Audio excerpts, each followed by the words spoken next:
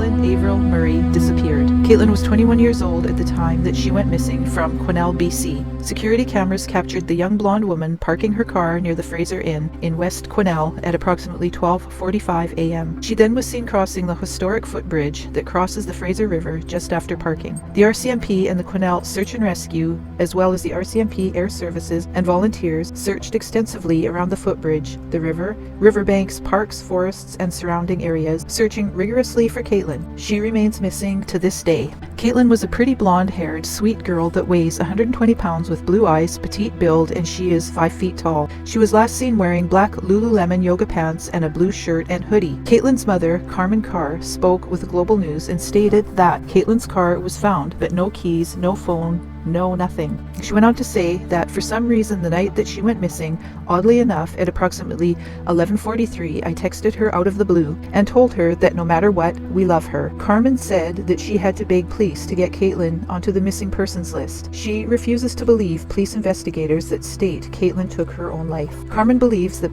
if Caitlyn committed suicide by jumping from the bridge, that her body would have been recovered by now. She also said that other people who have jumped into the Fraser River from the footbridge where she was last seen walking towards after parking have washed up no more than 10 days later. Carmen stated that the more proactive I got, the worse that they picked on us. Caitlyn worked as a care aide at a local group home in Quesnel before she disappeared. She is described as kind and thoughtful. Caitlyn had just left an abusive relationship 2 days prior to vanishing. She had pressed charges against her ex-boyfriend and a court date had already been set. Carmen posted on Facebook and has written the following paragraph. What my daughter was going through gives my suspicions weight. Not all is as it seems in this case. We are yet to find any shred of her. Odd, considering they found that man that went into the Fraser at Beaver Creek area, and I'm still out there looking for Caitlyn. She then posted the following conversation Caitlyn had with a friend that goes as follows. I'm in an abusive relationship. What the blank? How? Pushing me around, saying he is going to beat the blank out of me, calling me a blank. Won't let me leave the house. Says, where the blank am I going to go? Raising his fists at me. Kicked me in the face last night. Do you have a friend to stay with? Her friend asked. Caitlyn, I'm trying to figure that out. Friend, okay, well, you really should. I know, for sure, but I love him, and it really hurts.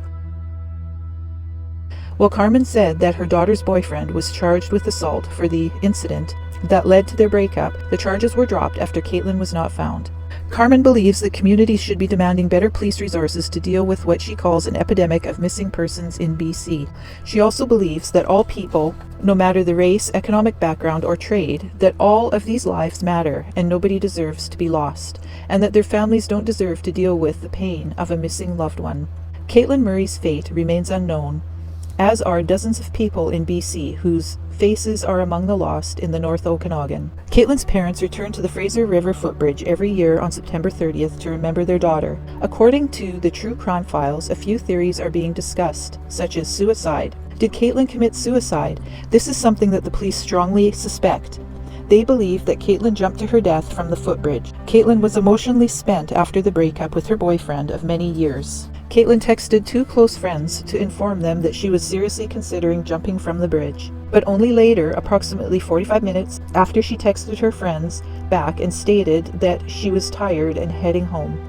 Her parents reject this theory, believing that Caitlyn would never kill herself, and like mentioned before, other people have taken their lives by jumping from the bridge, and all of their bodies have been located within 10 days.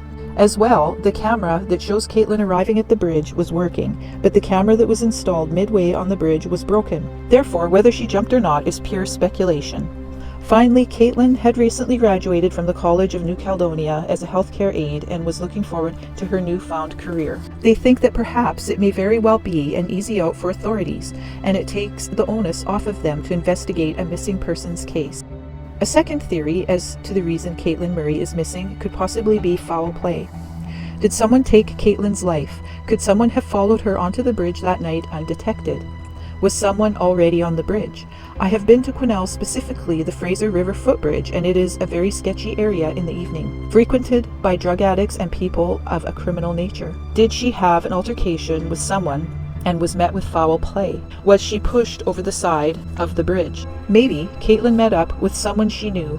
Did she meet up with her ex-boyfriend? She did leave the relationship 2 days prior, but she did say that she loved him in a text to her friend. Once again, we know that Caitlyn's ex-boyfriend was indeed charged with assault for the incident that led to their breakup, but the charges were in fact dropped after Caitlyn vanished. Did she meet her ex on the Fraser Canyon footbridge or someone else close to the case? Caitlyn's friends and family have a Facebook page called Please Find Caitlyn Murray. They keep it updated with fresh information. She has a loving family and circle of friends that return every September 30th to the Fraser River footbridge to remember their daughter, friend, and sister Caitlyn. If you have any information as to the whereabouts of Caitlyn Murray, please contact the Quesnel RCMP at 250-992-9211. Or to remain anonymous, contact Crime Stoppers at 1-800-222-8477.